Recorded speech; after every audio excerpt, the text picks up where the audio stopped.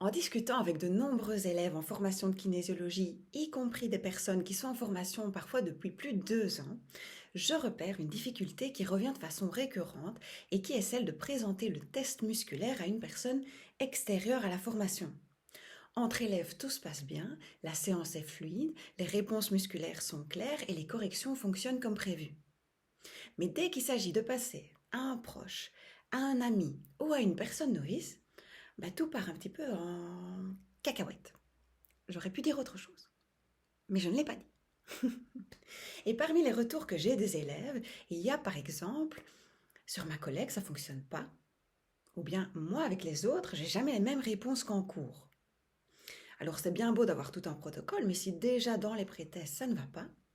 Et puis il y a aussi, mais moi je pense qu'en fait, entre nous, ça fonctionne parce qu'on sait les réponses qu'on doit avoir. Ou encore, alors moi j'ai tout essayé.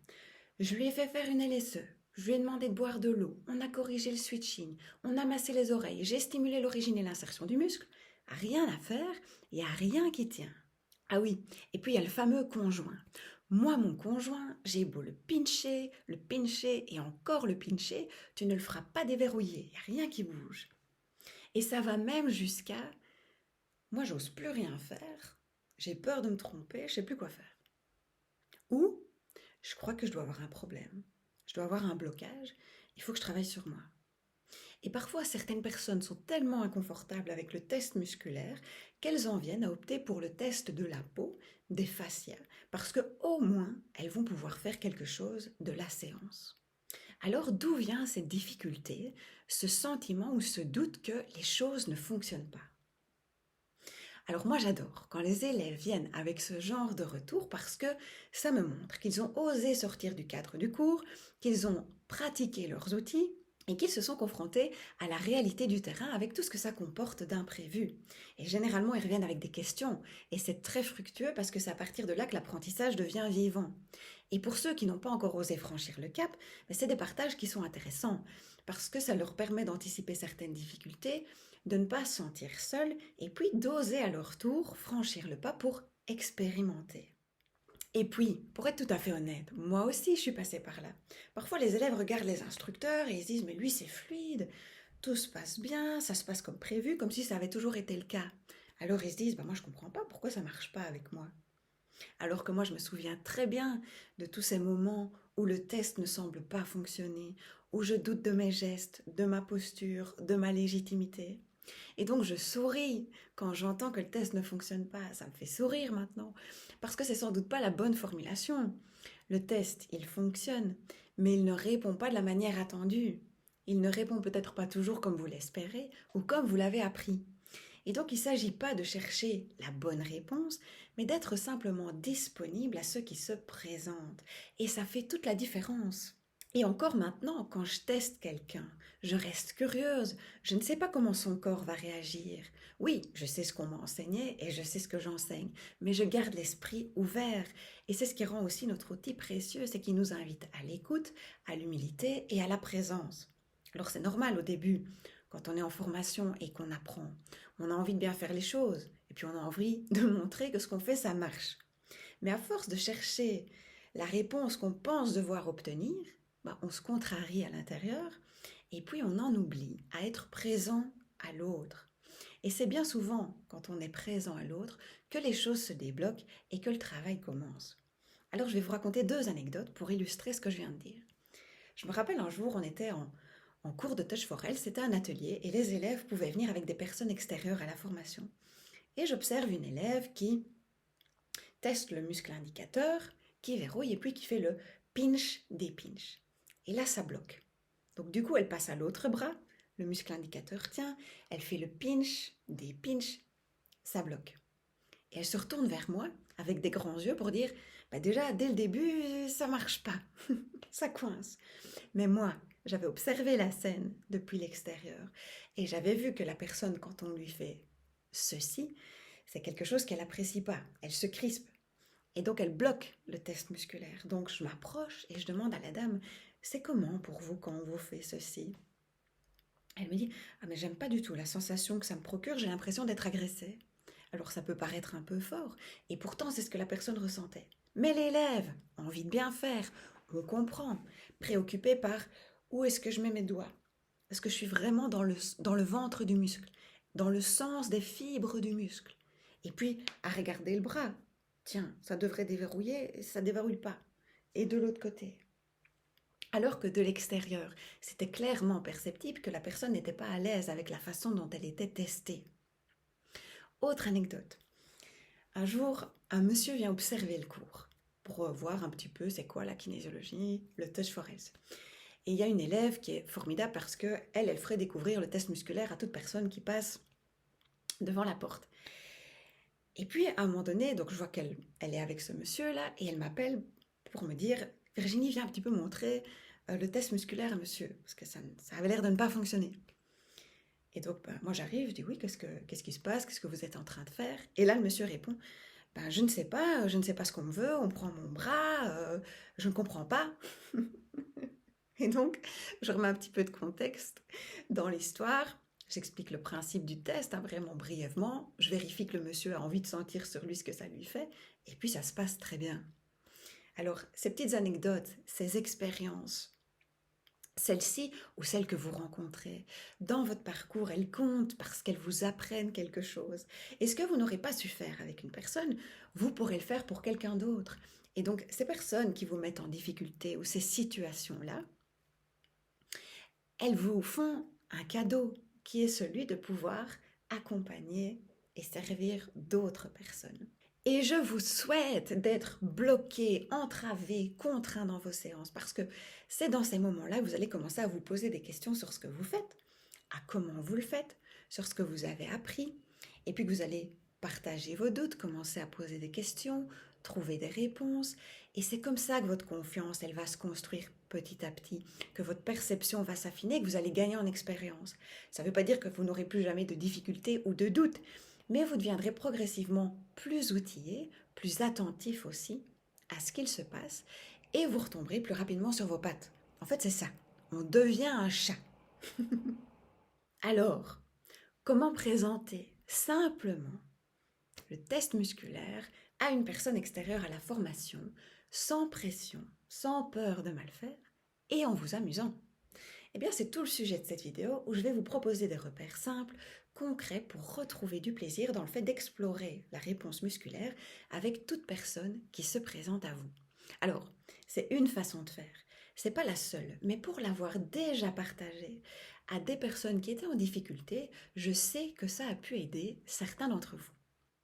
Je vais vous présenter la façon dont j'introduis généralement le test musculaire et vous dire comment ça se déroule le plus souvent, c'est-à-dire plutôt bien. Et puis, dans un second temps, parce que oui, cette vidéo sera en 2 parties, je reviendrai sur chacune des étapes que je vous propose et je jouerai à l'élève « oui, mais ». Oui, mais si quand tu pinches, ça ne déverrouille pas, qu'est-ce que tu fais? Oui, mais si dès le départ, tes muscles indicateurs ne tiennent pas. Vous connaissez cet élève? J'en faisais partie. Et surtout, le plus important dans ce que je vais vous partager, je pense, c'est l'état d'esprit avec lequel j'aborde les choses et le fait de privilégier la relation au résultat du test. Et puis rappelez-vous, quand on présente le test musculaire, on ne donne pas un cours de kinésiologie à la personne. Donc vous verrez, j'explique très peu de choses. J'invite plutôt la personne à ressentir. C'est parti mon kiki, je vous montre tout ça et je serai curieuse de savoir dans quelle mesure ça a pu vous aider. N'hésitez pas à me le faire savoir dans les commentaires. Quand j'aborde une personne pour lui faire découvrir le test musculaire, mon but premier, c'est pas de la tester, c'est de la rencontrer. C'est de veiller à ce que mon contact soit bienveillant et sécurisant pour elle, de faire en sorte qu'elle se sente bien en ma présence pour pouvoir explorer ce que je vais lui proposer. Et donc ça peut être très court. Par exemple, si vous proposez à quelqu'un de découvrir la kinésiologie en passant par le test musculaire, qui est notre outil principal, ça passe par un sourire, un ton serein, un calme intérieur, peut-être la joie de faire découvrir quelque chose à quelqu'un, une présence bienveillante, toutes ces choses qui vont mettre la personne à l'aise et en confiance. Une fois que la relation est établie, je vais prévenir la personne, je vais lui dire « Pour pouvoir vous tester, je vais entrer en contact physique avec vous. » Et là, je l'observe, je vois comment elle réagit, et généralement, elle accepte. Et à partir de là, mon but, ce n'est pas que moi, je trouve les bonnes réponses, pas du tout, c'est que la personne puisse sentir la différence entre un muscle qui verrouille et un muscle qui déverrouille, entre un bras qui tient et un bras qui bouge, entre un muscle qui est branché et un muscle qui est débranché, entre un bras qui a de l'énergie et qui n'en a pas. Généralement, je vais reprendre les mots de la personne. Et pour lui faire sentir ça, il n'y a pas qu'un seul chemin possible, il y en a plusieurs. Et donc à ce stade-là, je ne me préoccupe absolument pas de savoir si son bras va tenir ou si son bras va lâcher. De toute façon, ce sera l'un ou l'autre. Je suis vraiment dans l'énergie, un petit peu de tiens, qu'est-ce qu'on va manger à midi, quoi? De la salade ou des patates? Les deux me vont. Donc j'aborde vraiment le test de façon décontractée et curieuse. Une fois que je suis entrée en relation, que la personne sait que je vais la toucher, que je vois qu'elle est à l'aise avec ça, je lui demande de mettre le bras vers l'avant. Elle m'imite, elle fait comme moi. Ici, je le mets un petit peu haut pour que vous puissiez voir. Et puis je lui dis, je vous montre comment j'appuie. Et j'appuie. Puis je reviens vers elle et je lui dis, vous voyez, ce n'est pas un test de force, hein, c'est très léger. Et elle est d'accord avec moi, elle acquiesce. Puis tout de suite après, je lui dis, quand je vous ai testé, est-ce que vous avez l'impression que votre bras a maintenu la position ou qu'il a bougé? Je la fais déjà participer, on joue à deux. Et là, j'ai trois réponses possibles. Soit la personne me dit, ça a maintenu, soit elle me dit, non, ça a bougé, ou alors elle me dit, ah, j'ai pas fait attention, on peut le refaire. Ok. Certains d'entre vous sont déjà en train, peut-être, de se dire, mais attends, elle a même pas demandé de tenir le bras? Eh ben non. Quand je demande à la personne de mettre le bras vers l'avant et que je lui montre comment j'appuie, très souvent, la plupart du temps, le réflexe de verrouillage va se mettre en place tout seul. Et donc si la personne me dit, je lui ai montré comment j'ai appuyé, elle me dit, ça a maintenu. Je lui propose de le refaire pour ancrer la sensation. Et puis je lui dis, je vais venir faire ceci sur vous. Je le fais sur moi, elle le voit. Et je vais retester votre bras. Vous me dites si vous sentez quelque chose de différent. Je pinche son bras, je reteste. Et généralement, la personne va sentir quelque chose de différent. Alors elles vont l'exprimer toutes d'une certaine façon. Certaines personnes vont dire, ah oui, ça bouge. Ou bien, ah oui, ça tremble. Ou j'ai l'impression que je dois mettre plus d'énergie pour tenir. Ou certaines personnes vont dire, mais vous appuyez plus fort. Je l'aime bien celle-là. Et donc tout de suite après, j'enchaîne directement sur la personne. Je dis, et si je fais ceci? Et je dépinche.